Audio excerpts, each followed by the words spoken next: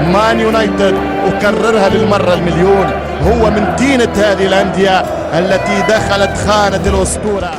يغيب مانشستر يونايتد عن مستواه المعهود سيدا للكرة الإنجليزية منذ رحيل السير أليكس فيرغسون الاسكتلندي الذي أعاد بريق المارد الأحمر وسيطر على الكرة الإنجليزية طوال مدة قيادته الواجهة الفنية بمانشستر يونايتد منذ 6 من نوفمبر 1986 حتى 19 من مايو 2013. ومنذ 2013 ومانشستر يونايتد متخبط بين المدربين واللاعبين لدرجة تعيين 6 مدربين بلا جدوى. أين تكمن مشكلة مانشستر يونايتد؟ للإجابة على هذا السؤال الذي حير الجميع تابع معنا هذا الفيديو.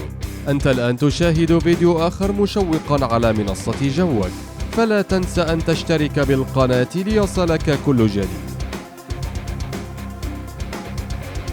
تركة السير أليكس الثقيلة بسجل بطولات تاريخي مكون من 13 لقبا للدوري الإنجليزي الممتاز و5 ألقاب لبطولة كأس الاتحاد الإنجليزي و4 كؤوس لرابطة الأندية الإنجليزية المحترفة و10 دروع لبطولة الاتحاد الإنجليزي وبطولتي دوري أبطال أوروبا وكأس الكؤوس الأوروبية وكأس السوبر الأوروبي وكأس الانتركونتيننتال وأخيرا كأس العالم للأندية.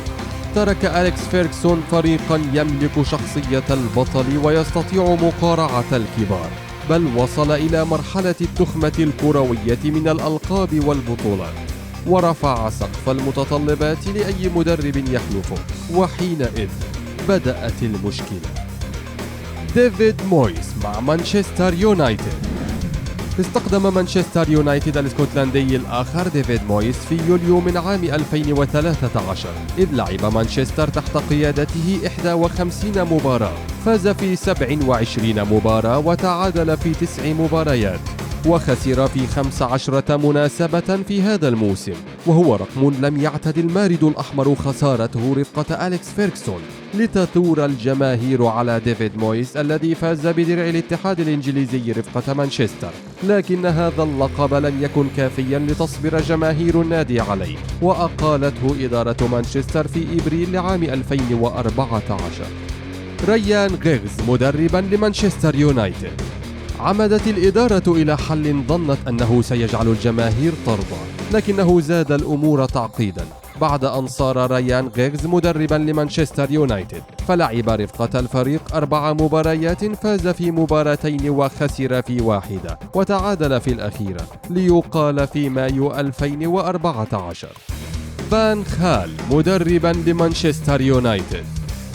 لاحظت إدارة مانشستر أن وجود مدرب محنك وخبير مثل لويس فان خال الهولندي سيكون الحل لأزمة المارد الأحمر، وعينته مديرا فنيا في يوليو 2014.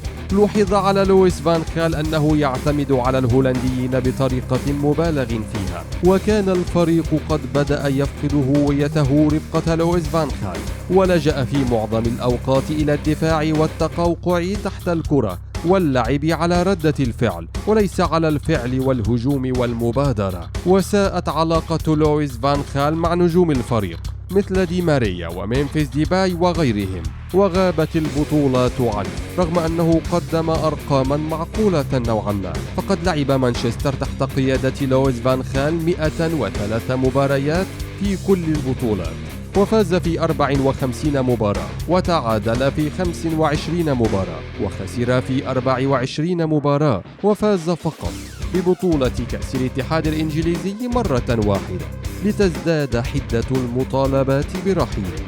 لتقرر إدارة مانشستر يونايتد إقالة لويس فان خال الهولندي في مايو عام 2016 ليعود مانشستر لنقطة الصفر مجددا. جوزيه مورينيو مدربا لمانشستر يونايتد. فكرت إدارة مانشستر يونايتد في تعيين المخضرم البرتغالي جوزيه مورينيو مدربا للفريق، لعله يكون الحل السحري لمشكلات مانشستر. وعين جوزيه مورينيو مدربا للفريق في مايو 2016. في الموسم الأول لجوزيه مورينيو مع مانشستر تمكن مورينيو من قيادة الفريق للفوز بلقب الدوري الأوروبي وكأس الرابطة الإنجليزية، وحقق المركز الثاني في الدوري الإنجليزي الممتاز في موسم وصف مورينيو حصوله على المركز الثاني فيه بأنه أفضل إنجاز في مسيرته مع هذا الفريق. لكن مع بداية الموسم الثاني كانت البداية سيئة منذ المرحلة التحضيرية. تراجع الفريق في جدول الدوري وخرج من دور 16 لدوري أبطال أوروبا على يد إشبيلية الأندلسي، وزاد التوتر بين مورينيو وعدد من لاعبي الفريق بمن في ذلك بول بوغبا وأنطونيو فالنسيا ووايان روني، لتنتهي مرحلة مورينيو مع مانشستر يونايتد في ديسمبر 2018 بعد سلسلة من النتائج السيئة، لتعين الإدارة أولي غونار سولشاير مدربا مؤقتا للفريق فيما بعد. لم تكن مرحلة مورينيو بهذا السوء، فقد لعب مانشستر يونايتد تحت قيادته 144 مباراة في جميع البطولات، فاز الفريق خلالها في 84 مباراة، وتعادل في 32 مباراة، وخسر في 28 مباراة، وحقق درع الاتحاد الإنجليزي إضافة إلى لقب الدوري الأوروبي وكأس الرابطة الإنجليزية. سولشاير مديرا فنيا لليونايتد. أولي غونار سولشاير البديل الذهبي لمانشستر يونايتد وبطل المباراة التاريخية أمام بايرن ميونخ في كامب نو، عينته الإدارة مدربا مؤقتا، وتمكن أولي غونار سولشاير في أثناء مدته الأولى من تقوية علاقته ببول بوغبا الذي انفجر تحت قيادته وتحول لنجم الفريق الأول، وأصبح يسجل ويصنع نكاية في جوزيه مورينيو.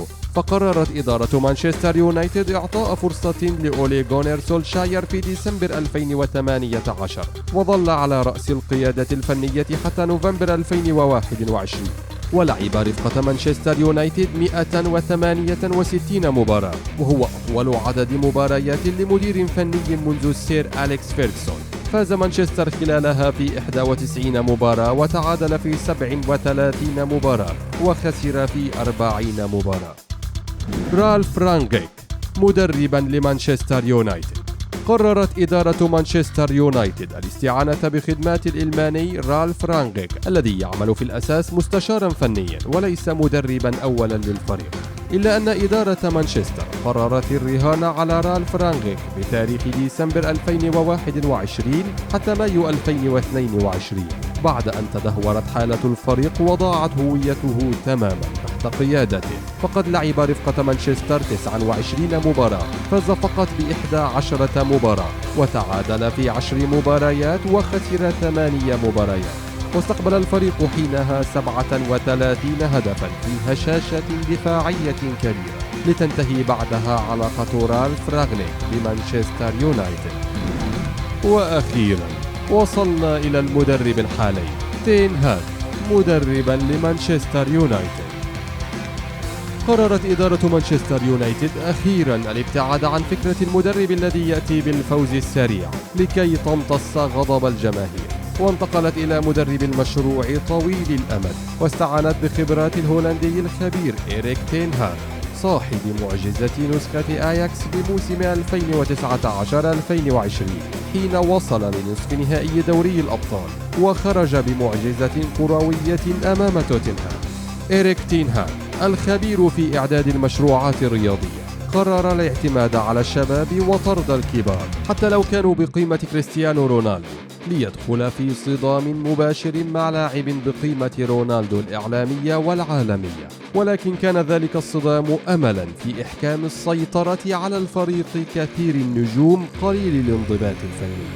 إيريك تين هاغ قرر التضحية بالنجم الكبير من أجل جعل كل اللاعبين نجوما كبارا، وقرر الاعتماد على ليساندرو ومارتينيز ورافائيل فاران في الدفاع، وفي الوسط يعتمد في الغالب على كاسيميرو وكريستيان إريكسن وبرونو فرنانديز، وفي الهجوم يفاضل بين جيدون سانشو وأليخاندرو غارناتشو بجانب ماركوس راشفورد. لعب تين هاغ مع مانشستر يونايتد حتى نهاية موسم 2022-2023 61 مباراة في كل البطولات، فاز في 41 مباراة وتعادل في 9 مباريات، وخسر في 11 مباراة، وسجل فريق تين هاغ خلالها 107 أهداف، وتلقت شباكه 61 هدفا في محاولة لإعادة هيبة مانشستر يونايتد مرة أخرى للواجهة الكروية العالمية تحت قيادة الهولندي الذي يريد أن ينهي السنوات العجاف بعد السير أليكس فيرغسون. في النهاية، هل تعتقد أن السبب فيما يمر به مانشستر يونايتد مشكلة مدربين أم لاعبين يا ترى، أم إدارة وفلسفة خاطئة؟ شاركنا برأيك في التعليقات.